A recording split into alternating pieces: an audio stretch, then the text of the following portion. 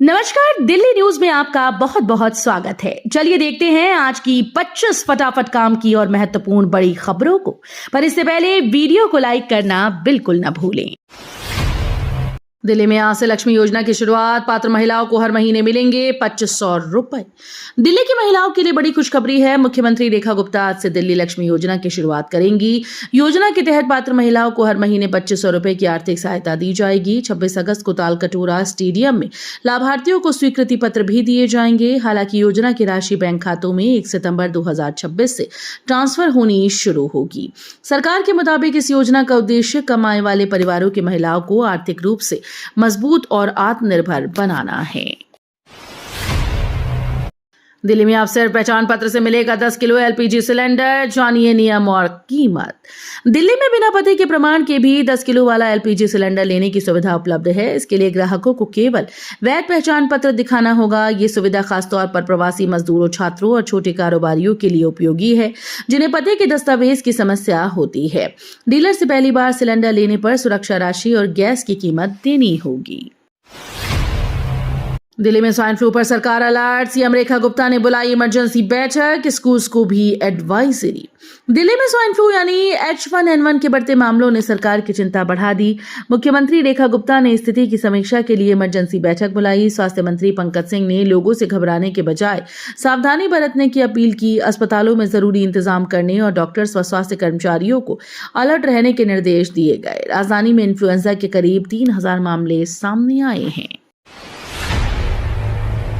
दिल्ली में पुरानी पानी बिलों पर बड़ी राहत। 31 मार्च 2027 तक 100% LPSC माफी।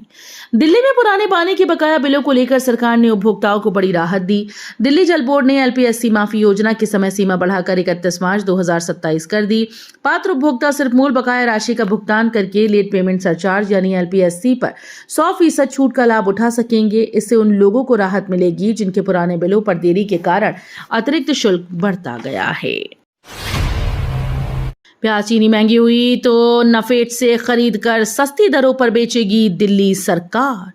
दिल्ली में प्याज और चीनी की कीमतें बढ़ने की स्थिति में सरकार आम लोगों को राहत देने के लिए NAFED से इसकी खरीद करेगी। मुख्यमंत्री रेखा गुप्ता ने समीक्षा बैठक में कहा कि फिलहाल राजधानी में दोनों वस्तुओं की कोई कमी नहीं है, लेकिन दाम बढ़े तो सरकार हस्तक्षेप जरूर करेगी। नफेड से जिस कीमत पर सामान खरीदा जाएगा उसी आधार पर लोगों को उपलब्ध कराया जाएगा, जबकि परिवहन का खर्च सरकार उठाएगी। रक्षाबंधन पर बहनों को राहत। नमो भारत के 47 अतिरिक्त फेरे। हर 8 मिनट में मिलेगी ट्रेन। रक्षाबंधन पर दिल्ली NCR में सफर करने वाले यात्रियों को बड़ी राहत मिलने वाली है। NCRTC ने 27 और 28 अगस्त को दिल्ली मेरठ नमो भारत कॉरिडोर पर रोजाना 47 अतिरिक्त ट्रेन ट्रिप चलाने का फैसला किया। इसके बाद सराय काले खां से मोदीपुरम के बीच ट्रेन हर 8 मिनट में उपलब्ध होगी। इससे दिल्ली, गाजियाबाद और मेरठ के बीच यात्रा करने वाली बहनों और परिवारों को कम इंतजार करना पड़ेगा। दिल्ली के पूर्व पुलिस कमिश्नर सतीश गोलछा को नई जिम्मेदारी। होमगार्ड्स निदेशालय में OSD नियुक्त। दिल्ली के पूर्व पुलिस कमिश्नर सतीश गोलछा को नई जिम्मेदारी सौंप दी गई है। उन्हें दिल्ली होमगार्ड्स निदेशालय में ऑफिसर ऑन स्पेशल ड्यूटी यानी OSD नियुक्त किया गया। सतीश गोलछा ने जुलाई 2026 में दिल्ली पुलिस कमिश्नर का पद संभाला था, लेकिन करीब 11 महीने पहले ही उन्हें इस पद से हटा दिया गया था। उनकी जगह अनुराग कुमार को दिल्ली का नया पुलिस कमिश्नर बनाया गया था। दिल्ली राज्य कैंसर संस्थान में 42 जरूरी दवाओं की कमी। मरीजों की बढ़ी परेशानी। दिल्ली के राज्य कैंसर संस्थान में जरूरी दवाओं की कमी का मामला सामने आया। अस्पताल की आवश्यक दवा सूची में शामिल 178 दवाओं में से 136 दवाएं उपलब्ध हैं, जबकि 42 दवाएं फिलहाल स्टॉक में नहीं। इनमें कुछ कैंसर की उन्नत चिकित्सा में इस्तेमाल होने वाली दवाएं भी शामिल हैं। ओलापारिब, ओसिमटिनिब और पल्बोसिक्लिब जैसी दवाओं की कमी बताई गई। सिग्नेचर ब्रिज की हर महीने होगी जांच। 5 साल तक चलेगा मेंटेनेंस। दिल्ली सरकार ने दिए निर्देश। दिल्ली के सिग्नेचर ब्रिज की सुरक्षा और मजबूती को लेकर सरकार ने बड़ा फैसला किया। अब ब्रिज की हर महीने नियमित जांच की जाएगी। दिल्ली सरकार ने 5 साल के लिए मेंटेनेंस और निरीक्षण कार्यक्रम तैयार करने के निर्देश दिए हैं। इसके तहत पुल की संरचना, केबल, सड़क और अन्य महत्वपूर्ण हिस्सों की नियमित जांच होगी। किसी भी तरह की तकनीकी खराबी या नुकसान मिलने पर समय रहते मरम्मत की जाएगी। ब्रिक्स सम्मेलन से पहले दिल्ली में आतंकी साजिश का अलर्ट, रडार पर 2000 से ज्यादा संदिग्ध। ब्रिक्स सम्मेलन से पहले दिल्ली की सुरक्षा को लेकर बड़ा अलर्ट जारी किया गया। खुफिया जानकारी के बाद दिल्ली पुलिस ने निगरानी बढ़ा दी। रिपोर्ट के मुताबिक पाकिस्तान में मौजूद आतंकी शहजाद भट्टी पर दिल्ली में हमले की साजिश रचने का शक है। पुलिस एहतियात के तौर पर 2000 से ज्यादा लोगों पर नजर रख रही है। इनमें भगोड़े अपराधी, जमानत पर बाहर आरोपी और पहले सबूतों के अभाव में रिहा किए गए लोग शामिल हैं। सीटीईटी 2026 पर बड़ा फैसला, परीक्षा स्थगित, 1 सितंबर तक दोबारा आवेदन का मौका। सीटीईटी सितंबर 2026 की तैयारी कर रहे अभ्यर्थियों के लिए बड़ा अपडेट है। केंद्रीय माध्यमिक शिक्षा बोर्ड यानी सीबीएसई ने 6 सितंबर को होने वाली सीटीईटी परीक्षा स्थगित कर दी। परीक्षा की नई तारीख का ऐलान बाद में किया जाएगा। वहीं सुप्रीम कोर्ट के निर्देश के बाद बोर्ड ने सीटीईटी आवेदन विंडो दोबारा खोल दी है। दिल्ली में मेट्रो स्टेशन के पास बनेंगे 40 मंजिला अपार्टमेंट, 80 लाख आबादी के लिए डीडीए का प्लान। दिल्ली के भविष्य को ध्यान में रखते हुए डीडीए ने मास्टर प्लान 2047 के तहत बड़ा प्लान तैयार किया। बढ़ती आबादी और जमीन की कमी को देखते हुए शहर में वर्टिकल डेवलपमेंट पर जोर दिया जाएगा। मेट्रो स्टेशन और ट्रांजिट कॉरिडोर के आसपास 40 मंजिल तक की ऊंची इमारतों में घर, दुकान और ऑफिस जैसी सुविधाएं विकसित की जा सकती हैं। केजरीवाल का बड़ा ऐलान, सरकार बनी तो 5 दिन में A20 पेट्रोल पर बैन। आप संयोजक अरविंद केजरीवाल ने गोवा में A20 पेट्रोल को लेकर बड़ा चुनावी ऐलान किया है। टाउन हॉल कार्यक्रम में उन्होंने कहा कि 10 मार्च के नतीजों के बाद अगर गोवा में आपकी सरकार बनती है तो 5 दिनों के भीतर इथेनॉल मिश्रित पेट्रोल यानी A20 की बिक्री पर पूरी तरह से रोक लगा दी जाएगी।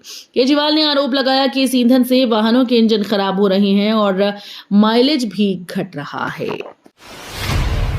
पीएम आवास के पास 3 इलाकों के निवासियों को आखिरी मौका, 6 हफ्ते में खाली करना होगा स्थान। दिल्ली हाईकोर्ट ने प्रधानमंत्री आवास के पास रहने वाले 3 इलाकों के निवासियों को राहत के साथ अंतिम मौका दिया। कोर्ट ने भाईराम कैंप, डीआईडी कैंप और मस्जिद कैंप के लोगों को 6 हफ्ते के भीतर वैकल्पिक आवास में शिफ्ट होने को कहा है। अदालत के मुताबिक निर्धारित समय पूरा होने के बाद जरूरत पड़ने पर पुलिस की मदद से जमीन खाली कराई जा सकती है। डीएमआरसी ने मेजेंटा लाइन विस्तार का काम शुरू किया। शिवाजी स्टेडियम बनेगा एयरपोर्ट एक्सप्रेस का नया इंटरचेंज। दिल्ली मेट्रो के फेज 5A के तहत मेजेंटा लाइन के विस्तार का काम तेज हो गया है। शिवाजी स्टेडियम स्टेशन पर निर्माण कार्य शुरू किया गया। नया स्टेशन एयरपोर्ट एक्सप्रेस लाइन के साथ इंटरचेंज की सुविधा देगा। इसके अलावा करीब 800 मीटर लंबा भूमिगत सबवे शिवाजी स्टेडियम को राजीव चौक से जोड़ेगा, जहां यात्रियों की सुविधा के लिए ट्रैवलेटर लगाए जाएंगे। ये कॉरिडोर करीब 9.9 किलोमीटर लंबा होगा और सेंट्रल विस्टा क्षेत्र की कनेक्टिविटी को बेहतर बनाएगा। दिल्ली में पानी की किल्लत होगी खत्म, सरकार लाई रिक्लेम वाटर पॉलिसी 2026। दिल्ली में पानी की किल्लत को दूर करने के लिए सरकार ने रिक्लेम वाटर पॉलिसी 2026 पेश की। इस नीति का मकसद सीवेज से ट्रीट किए गए पानी का दोबारा इस्तेमाल बढ़ाना है। सरकार के मुताबिक इससे ताजे पानी पर दबाव कम होगा और औद्योगिक निर्माण और अन्य गैर पेय जरूरतों में उपचारित पानी इस्तेमाल किया जा सकेगा। नीति के तहत पानी की बर्बादी रोकने और उपलब्ध संसाधनों का बेहतर इस्तेमाल करने पर जोर है। दिल्ली में पानी सीवर समस्या दूर करने को 7,000 करोड़ का प्लान, सीएम रेखा गुप्ता का बड़ा ऐलान। दिल्ली वासियों के लिए पानी और सीवर की समस्या से जुड़ी बड़ी खबर सामने आई। मुख्यमंत्री रेखा गुप्ता ने दिल्ली जल बोर्ड की बैठक में करीब 7,000 करोड़ रुपए की परियोजनाओं का ऐलान किया। सरकार के मुताबिक इस राशि से जल आपूर्ति व्यवस्था को मजबूत करने के साथ सीवर और ड्रेनेज सिस्टम को भी अपग्रेड किया जाएगा। Faridabad Delhi DME elevated road सुरक्षा कारणों से बंद, वाहन चालकों को वैकल्पिक रास्तों से जाने की सलाह। फरीदाबाद से दिल्ली जाने वाले वाहन चालकों के लिए बड़ी खबर है। दिल्ली मुंबई एक्सप्रेसवे यानी डीएमई का एलिवेटेड रोड सुरक्षा कारणों से बंद कर दिया गया। अचानक लिए गए इस फैसले से इस मार्ग पर सफर करने वाले लोगों को परेशानी का सामना करना पड़ सकता है। प्रशासन की ओर से सुरक्षा व्यवस्था को ध्यान में रखते हुए ये कदम उठाया गया। आज दिल्ली पहुंचेगी 800 टन प्याज वाली कांदा एक्सप्रेस, कल से 35 रुपए किलो में होगी बिक्री। प्याज की बढ़ती कीमतों से परेशान दिल्ली वासियों के लिए बड़ी राहत की खबर है। महाराष्ट्र के नासिक से प्याज लेकर कांदा एक्सप्रेस आज दिल्ली पहुंचेगी। पहली खेप में करीब 800 टन प्याज दिल्ली लाया जा रहा है। सरकार इसे 35 रुपए प्रति किलो की रियायती दर पर बेचने की तैयारी में है। बिक्री नैफेड, एनसीसीएफ और केंद्रीय भंडार के स्टॉल व मोबाइल वाहनों के जरिए की जाएगी। दिल्ली में फिर लगा बुक फेयर, फ्री एंट्री के साथ 20,000 से ज्यादा किताबों का कलेक्शन। दिल्ली में किताबों के शौकीनों के लिए एक शानदार मौका है। आनंद विहार नमो भारत स्टेशन पर बुकटेल बुक फेयर चल रहा है। यहाँ एंट्री बिल्कुल फ्री है और 20,000 से ज्यादा किताबों का कलेक्शन मौजूद है। मेले में किताबें किफायती दामों पर खरीदी जा सकती हैं। खास बात यह है कि विजिटर्स को भारत के संविधान की एक कॉपी भी मुफ्त दी जा रही है। दिल्ली में झमाझम बारिश से घरों में घुसा नाले का पानी। आईएमडी ने भारी बारिश का जारी किया अलर्ट। दिल्ली में मंगलवार सुबह हुई झमाझम बारिश ने लोगों की मुश्किलें बढ़ा दी। कई इलाके में सड़कें जलमग्न हो गईं, जबकि कुछ जगह नाले का पानी घरों में घुस गया। संगम विहार, मोतीबाग, एम्स, द्वारका, कनॉट प्लेस जैसे कई इलाकों में जलभराव से यातायात प्रभावित हुआ। मौसम विभाग ने दिल्ली में आगे भी बारिश को लेकर अलर्ट जारी किया है और अगले कुछ दिनों तक तेज बारिश की चेतावनी दी। नेस्ले, पेप्सिको समेत 150 से ज्यादा कंपनीज को नोटिस। बच्चों के डिब्बाबंद खाने से लेकर चॉकलेट, कोल्ड ड्रिंक और नारियल पानी तक बाजार में बिकने वाले कई उत्पाद अब जांच के घेरे में हैं।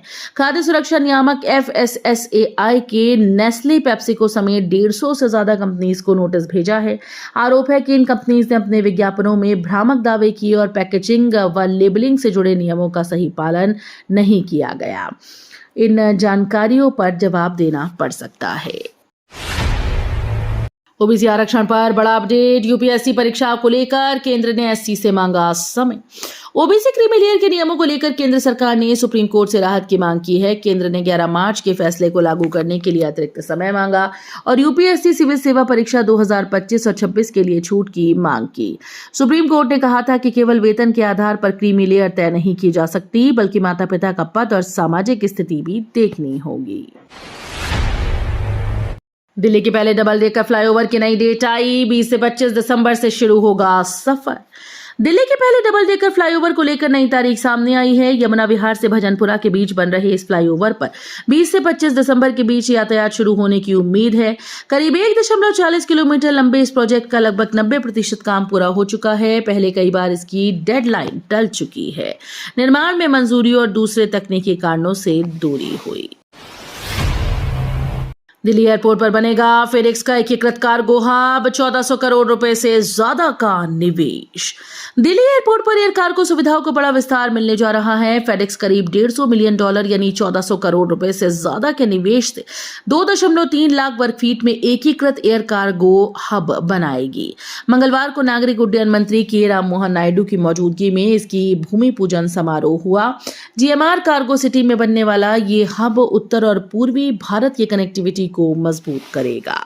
तो ये थी आज की बड़ी खबरें। रोजाना ऐसे ही सबसे पहले अपडेट पाने के लिए चैनल को सब्सक्राइब करना बिल्कुल न भूलें। धन्यवाद।